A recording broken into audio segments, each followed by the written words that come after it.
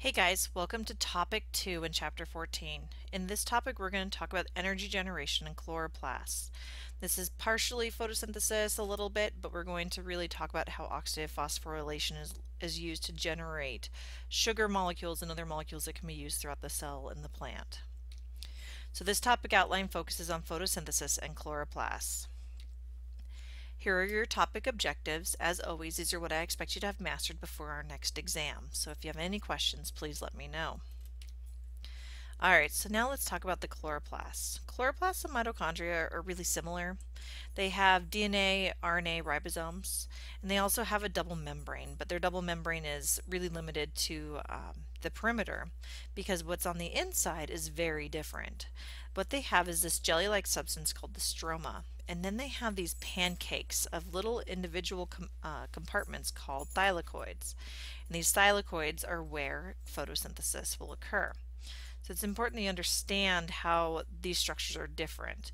Whereas the mitochondria has all these invaginations forming cristae, the chloroplasts have thylakoids and they're in a different format.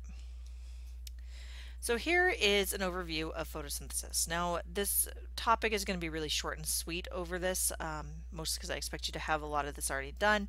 We're just going to talk about it in a few different details that we're adding to it. Based on our previous conversation we had about the electron transport chain. So what we have here for photosynthesis in the most simplest of terms is we take light. We harness light to break water, which is going to then create ATP and NADPH, which is going to go to the Calvin cycle for carbon fixation, where sugars, amino acids, and fatty acids are going to be made for the cell. And for the plant. And this makes sense because plants can't move, they can't obtain nutrients from anywhere else, so they have to be able to create everything they need. Now what I want you to do is I want you to pause this recording and I want you to write down the products and reactants of both photosynthesis and the and chemiosmosis, cellular respiration, whatever you want to call it, the processes we've just been talking about. Basically, I'm asking you to write out everything that's going on in the carbon cycle. All right, so you're back. Hopefully, your carbon cycle looks something like this, where we have the aerobic respiration is going to have the 3 stages of glycolysis, the citric acid cycle, electron transport chain. They're going to produce high energy electron carriers, ATP, water, and in this case we have 26 to 28 ATP, but as we saw in the last topic, our book estimates it more at 30, and carbon dioxide. And these are going to go to photosynthesis. Well, some of it's going to go to photosynthesis. And this is where it's going to create this big circle, and these things just keep working, whereas photosynthesis creates oxygen and sugar, which are then going to be used in the aerobic respiration process. So it's really important to understand how the carbon cycle works, because this is what generates life on this planet. And really we talk about this a lot. We talk about all these processes and all these molecules and where things are going, what proteins are doing what. But if you don't understand this, we really need to talk, because the carbon cycle is what drives life on this planet. And so I really want you to understand how photosynthesis and aerobic respiration work together to create life, or create the means for life. And in topic 3 we're going to talk a little bit about how the chloroplasts and mitochondria have helped life develop on this planet. But really spend some time with this. Alright, so now let's talk a little bit more in detail about photosynthesis and how this works. And we're going to start with the light reaction. So photosynthesis has 2 phases, as we talked about. They have the light reaction and the Calvin cycle. The point of the light reaction is to generate NADPH and ATP for the Calvin cycle, because the Calvin cycle needs energy in order to build those macromolecules. And they also need NADPH to do that as well. So what's going to happen here is instead of using high energy electron carriers to drive the electron transport chain, we're going to use light to stimulate the electrons that have been donated. Now in this case the light is going to be in these tiny little packages called photons. And in green plants these photons are specifically, they're red and blue photons, and they're going to hit these molecules, these chlorophyll molecules that you can see within the thylakoid.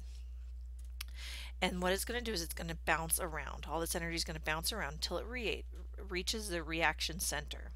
At which point in the reaction center, the donated electron is going to become charged. And then it's going to be excited and transferred then to the next molecule that carries the high energy electron forward in this process. Now in this case, if it's photosystem 2, this electron comes from water splitting. This is where water comes into play, and this is where molecular oxygen is released. This is where the oxygen that you and I breathe comes from. It's from photons hitting these sites, allowing the water to be broken, releasing the electrons, releasing oxygen out into the environment. And so you can see a little bit about how this harvest of light energy occurs.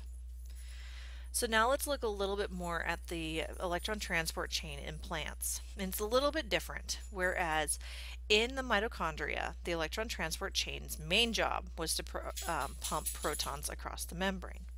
And in this case, we do pump some protons across the membrane because we need some to drive the ATP synthase. But what else we need to do is we also need to generate NADPH. And this NADPH is generated from photosystem 1. Now it's important that you get your nomenclature right here because we start with photosystem 2, transfer the electron through the cytochrome B6F complex to photosystem 1. So we start with photosystem 2 and we go to photosystem 1, where the light will re-energize those electrons and allow for the generation of NADPH. Now because of the proton pumping that we've done, we then have ATP synthase that will generate that ATP. So make sure you understand how this works and who's pumping what, because it's different. It's not everybody's trying to pump protons across. We have one set that works on generating energy, one set that works on creating NADPH. Both of these products have to be generated in order for the Calvin cycle to occur. So now let's talk about the Calvin cycle. The Calvin cycle harnesses or fixes CO2 from the air and generates molecules for use in the cell. These can be sugars, they can be fatty acids, they can be amino acids. It's whatever the plant needs. And so what it does is it goes through a similar process like we talked about in the Krebs cycle, except for kind of in reverse. I'm sorry, in the citric acid cycle, but kind of in reverse, where instead of getting ATP and getting electron carriers out, we're putting energy in. Lots and lots of energy have to go into building these molecules because, as we talked about in the laws of thermodynamics, this is not a favorable reaction to generate these molecules. So all this has to go in order to continue to create these for the plant. The Calvin cycle can occur without light, sometimes called light independent reaction. I'm not too worried about that too much, but I just want you to understand what the purpose of the Calvin cycle is, what goes in and what comes out. That's really the main goals here. All right, so here's the products, and then once again a summary of what we have going on.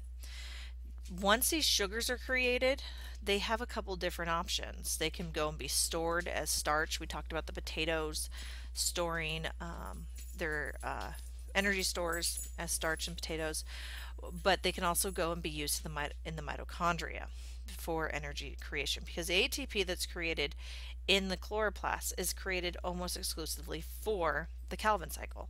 If we want to generate a lot of ATP for the production of energy for the plant, we need to use the mitochondria. Remember, plants have mitochondria as well, and that's because mitochondria is the powerhouse of the cell, while the chloroplast is essentially the exact opposite. Its job is to produce sugars, fats, and amino acids. It creates the biomolecules for the plant.